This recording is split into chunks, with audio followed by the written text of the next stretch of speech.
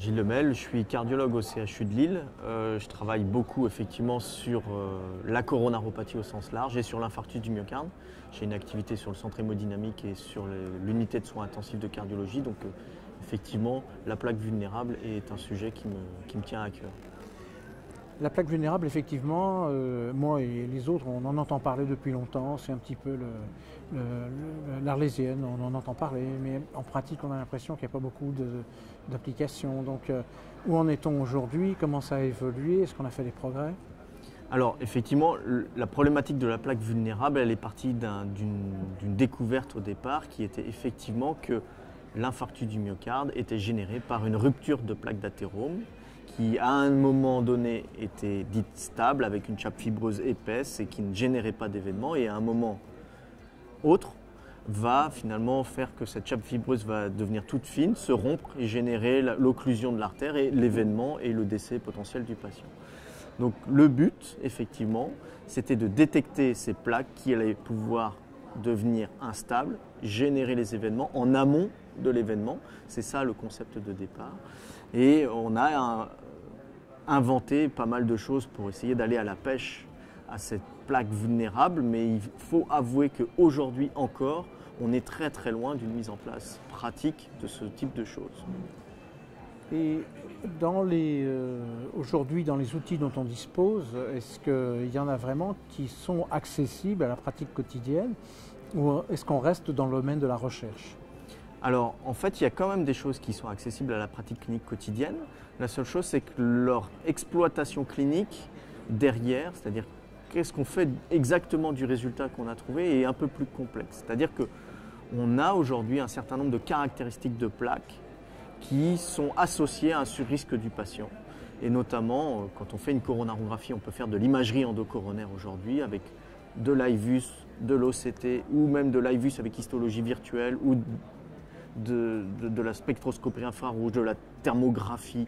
Tout ça, on peut le faire. C'est assez invasif, mais on peut le faire et ça nous permet d'effectivement retrouver des caractéristiques de plaque, et notamment quand il y a une plaque avec une charge d'athérosclérose importante ou une chape fibreuse très fine, ou à l'inverse des plaques chaudes, dites chaudes à la thermographie ou à la spectroscopie infrarouge. Tout ça sont des arguments pour penser que les patients feront plus d'événements. Donc ça, c'est le premier point. Effectivement, on a ces outils-là aujourd'hui pour approcher cette histoire de plaques vulnérables. Et puis on a d'autres techniques non invasives qui sont dérivées notamment du coroscanner, où on sait qu'une plaque avec une atténuation faible, un remodelage positif important, une charge d'athérosclérose importante et des caractéristiques un peu spéciales où on a une atténuation faible au cœur et puis une suratténuation autour, ce qu'on appelle le rond de serviette. Tout ça sont des caractéristiques au coroscanner qui ont été associées effectivement au surrisque du patient également, mais qui sont très loin aussi quand même de cette histoire de chape fibreuse fine, de rupture de plaque.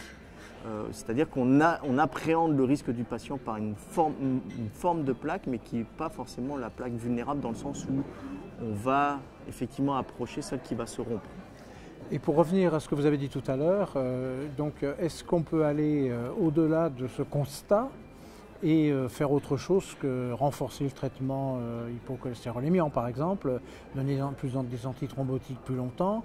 Est-ce qu'on peut faire autre chose est-ce qu'on peut intervenir directement? On sait très bien qu'il y a à côté de la plaque responsable, il y en a plein d'autres qui sont instables.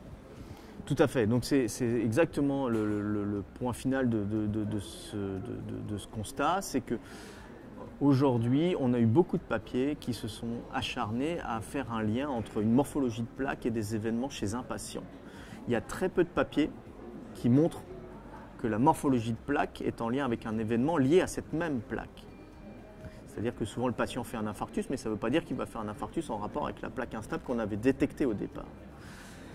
Et il y a aussi beaucoup de papiers qui utilisent un critère composite MACE, c'est-à-dire que finalement il y a infarctus dedans, mais il n'y a pas que infarctus, il y a revascularisation, et finalement la plupart des événements sont très peu d'infarctus. Par exemple, dans l'étude Prospect, il y a très peu d'infarctus, très peu d'infarctus. Et en fait, les gens qui ont en histologie virtuelle une chape fibreuse fine qui vont faire des événements MACE, en fait ils ne font pas d'infarctus, c'est-à-dire que le concept de plaque instable, en fait, il n'existe plus dans le sens où ce que nous, on voulait prédire, c'était l'infarctus du myocarde.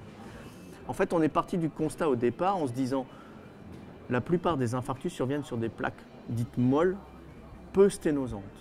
Ce qui est vrai. Et donc, on s'est dit, en proportion, il y a plus d'infarctus sur les petites plaques. Et donc, nous, ce qu'on veut, c'est éventuellement aller stenter ces petites plaques en amont pour éviter l'infarctus. Mais en fait, ce concept est erroné parce qu'en fait, on n'a pas le dénominateur quand on dit ça.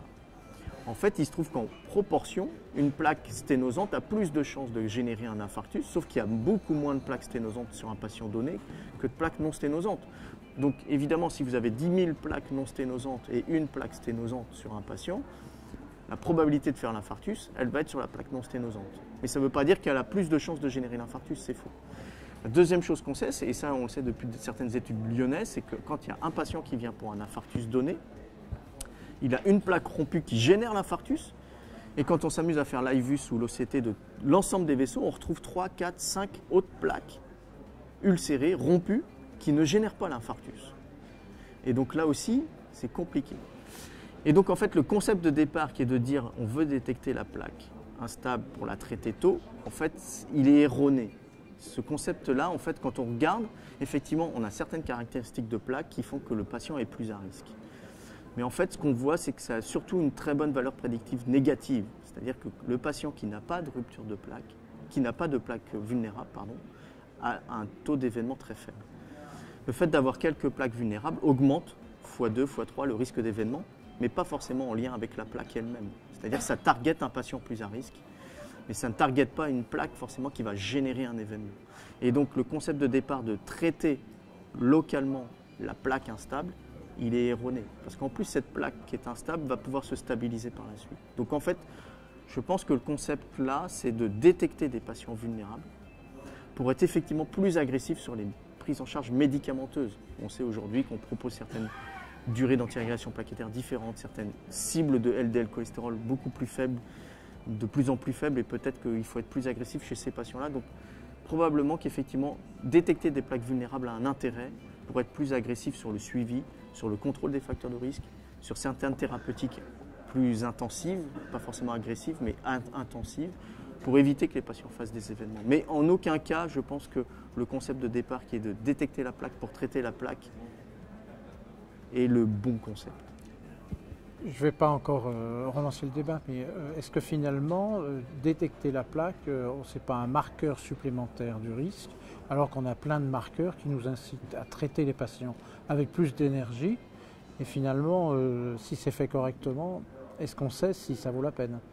Exactement. Donc, aujourd'hui, on n'a quasiment aucun papier dans la littérature sur la valeur ajoutée de ces plaques vulnérables par rapport à des critères simples, c'est-à-dire l'hémoglobine glyquée, le LDL cholestérol. Si vous lisez tous les papiers de Coroscanner qui s'intéressent à aller voir la morphologie des plaques, regardez ces papiers, le LDL cholestérol n'est jamais disponible. Et donc effectivement, c'est un vrai problème. Et même au-delà de ça, c'est-à-dire la charge d'athérosclérose au sens large, par exemple, est-ce que c'est plus important de faire un score calcique à vos patients ou plus important d'aller détecter 3-4 plaques vulnérables? Et bien ça, c'est pas très clair encore non plus. C'est-à-dire qu'il y a deux choses qui conduisent le patient à faire des événements, c'est la charge d'athérosclérose et le mauvais contrôle des facteurs de risque cardiovasculaire. Si vous enlevez ces deux choses-là, c'est pas parce que vous avez des plaques vulnérables que vous allez potentiellement avoir une valeur ajoutée mirobolante. Et évidemment, plus vous avez d'athérosclérose, plus vous avez de risque d'avoir des plaques vulnérables. Mais finalement, le nombre de plaques vulnérables n'est-il pas juste un marqueur d'une diffusion importante de l'athérosclérose? Peut-être pas comme un autre, mais au même rang que les autres, quoi. Tout à fait. Ça veut dire qu'il y a encore du travail pour les chercheurs cliniciens? Il y a encore pas mal de boulot, oui, sur cette histoire de plaques vulnérables.